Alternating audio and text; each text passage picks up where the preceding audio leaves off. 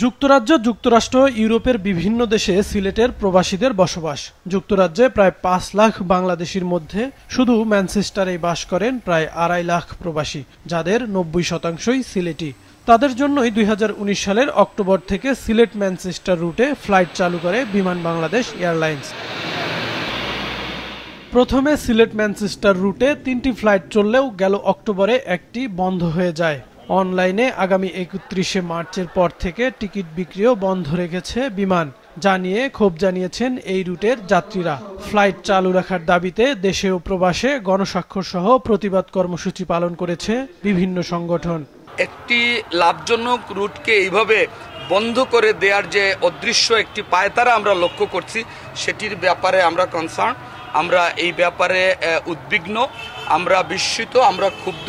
কর্তৃপক্ষের কাছে জোর দাবি জানাচ্ছি, অচিরেই যেন আমাদের এই বিষয়টা আপনারা সুস্পষ্ট করেন।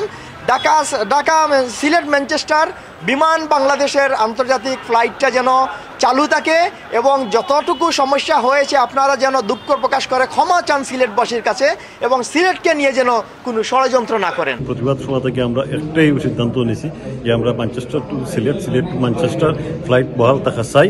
This is a very highly valued service. People from all our community right across the north of England use it.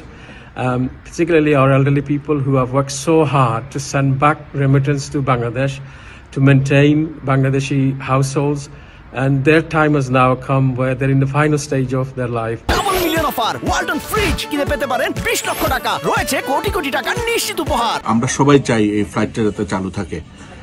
দরকার হলে যদি কস্টিং এর ব্যাপারে চিন্তা করা হয়, আমরা মনে করি যে ম্যানচেস্টারে যে অফিসটা আছে, এই অফিসটা ওই সিটি সেন্টার থেকে একটা অন্য জায়গায় যদি মুভ করানো যায়, অনেক খরচ এখানে কমে যাবে।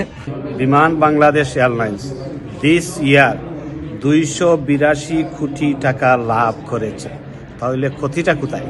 যদি সরকার বা বিমান বাংলাদেশ এয়ারলাইন্স চিন্তা করে দেখে যে এইখানে লস যাবে, লস গেলেও সিলেটি প্রবাসীদের উৎসাহিত করার লক্ষ্যে এবং সিলেটিদের চাহিদা অনুযায়ী আমার মনে হচ্ছে একটু ভর্তুকি দিয়েও ম্যানচেস্টার ফ্লাইটটা চালু রাখা উচিত ছিল বা উচিত। তবে বিমান কর্তৃপক্ষ বলছে এপ্রিলে হজ ফ্লাইট থাকায় এই রুটে টিকিট বিক্রি বন্ধ রয়েছে। কবে আবার শুরু হবে তা পরে জানানো হবে। আমাদের তো হজের জন্য এক্সট্রা ফ্লাইট নাই, তারপরে হয়তো কোনো দিকে একটু ফ্রিকোয়েন্সি কমায়, কোথাও হয়তো একটু করে হজটাকে করতে হবে, সামনে হজ আসছে।